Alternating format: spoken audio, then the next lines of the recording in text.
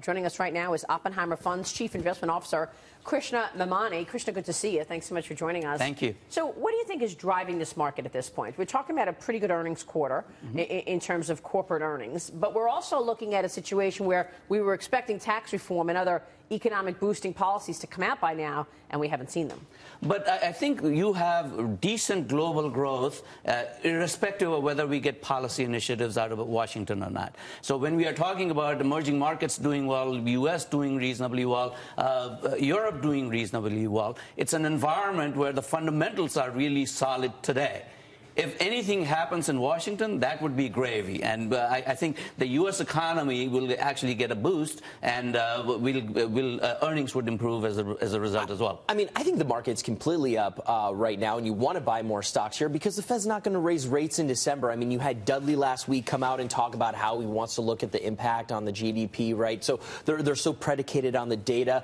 You had Janet Yellen a couple months ago talk about we're not going to go back to normalized rates. And so how can you not buy stocks here? Well, our point has been that this is going to be the longest expansion, longest cycle that anyone has ever experienced. And I think we are well towards that outcome.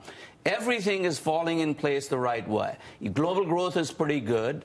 Inflation is relatively low. Policy is supportive. That's an environment where equities do reasonably well. If we get things out of Washington that is policy supportive for the economy, that would be gravy on top of a really good environment. The flip side of that, though, is if we get too much of that, then the cycle may end because the Fed would have to tighten because because the economy is doing so well. That's not the case today. Let's enjoy it. So let me ask you this. How much of this can be attributed to a Trump bump or Trump's economy, if anything? Well, this is really not about a Trump bump at all. It's really about global growth having recovered significantly from the first quarter of 2016 because of China dumping a lot of stimulus in their economy, and their PPI went from being negative to positive massively. So not even regulatory reform? Well, so regulatory reform certainly helps. I think it's good for the economy, but that pans out in the long run rather than the near term. I think what Trump is doing from a regulatory reform standpoint is a positive. If he does things from a tax reform standpoint, that would be positive for earnings, and we will get that. Beginning of the year, we were expecting that, didn't get anything further coming out of Washington, so I think we have priced that out. At some point, we will price it back in if that probability goes up. Yeah, I mean, you have to account for the fact that there's a lot of optimism that something will get done. There's optimism that the regulatory red tape has been removed, and that has to be helping the bottom line in terms of earnings. So it is somewhat connected. But let me ask you this. You've mentioned a lot of things. You mentioned the global economy, the Fed. You didn't mention valuations. Okay. So valuations are not cheap by any measure. But I think the key thing to remember is valuations are not excessive. They are high. And high valuations in and of themselves don't bring down the market. Yeah. I think what you have to think about, what is the net result of those high valuations?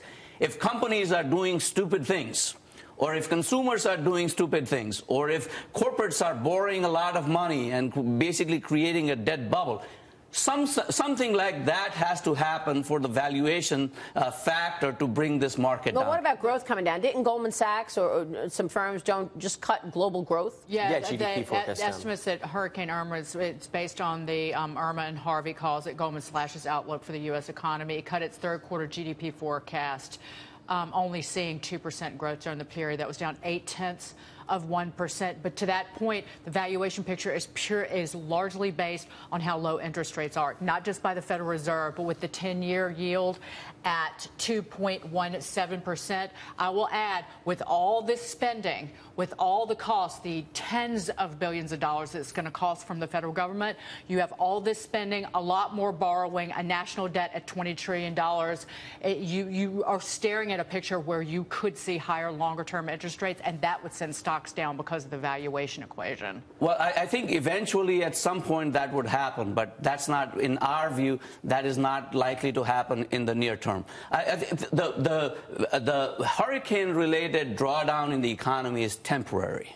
and it is, it's a bad environment for people involved. But U.S. is a very large and diverse economy, and therefore the effect is reasonably manageable. So I don't think that brings down this market. You sound bullish. You're obviously bullish on stocks Absolutely. right now. Absolutely. If I wanted to put new money to work, what's your single best idea? Well, we would say that the U.S. domestic market is probably not the best place. Emerging markets is really the best place for that because growth in emerging market is deepening. It's not China dependent anymore, and Finally. I think that's where things are going to pay off in a big way over the next 2-3 years. All right, we'll be watching that. Great to see you, Krishna. Thank you. Thank you so much. Krishna Memani there, Oppenheimer.